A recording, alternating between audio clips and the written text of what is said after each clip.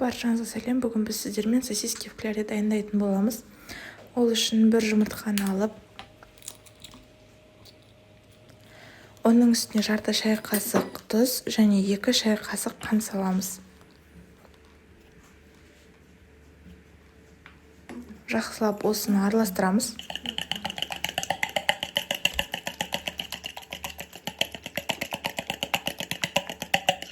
Үстіне 100 мл сүтімізді құямыз. Және де жарты шай қасық содаға уксуспен гастетіп массамызға құямыз.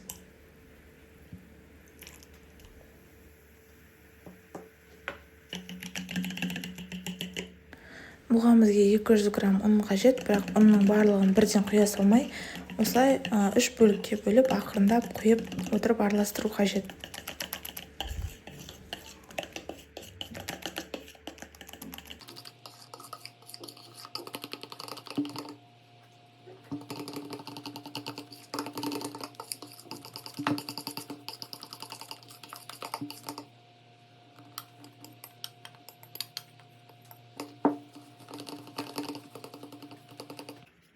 Міне біздің массамыз дайын болды. Осындай қатты сұйық болмау қажет.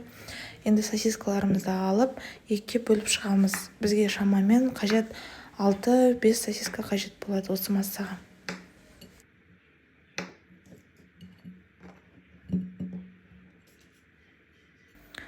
Енді осы сосискаларымызды алып, бір-бірден массамызға матырып, панировочная смеске аунатып шығамыз.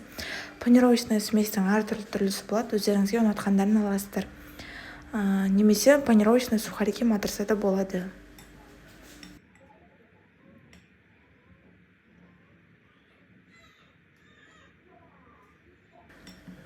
Енді осыны қызып тұрған майымызға салып, жан-жағын қызартып пісіріп аламыз.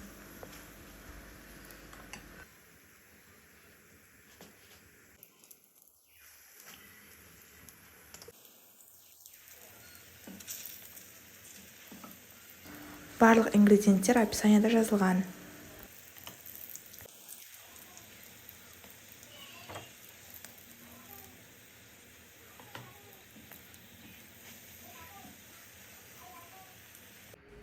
Міне біздің сосискаларымыз дайын болды. Осындай болып шығады және де қытырлақ болады. Сіздерге ұнайды деген сенімдемін. Бізбен болғандарыңызға рахмет. Келесі жүздескенше.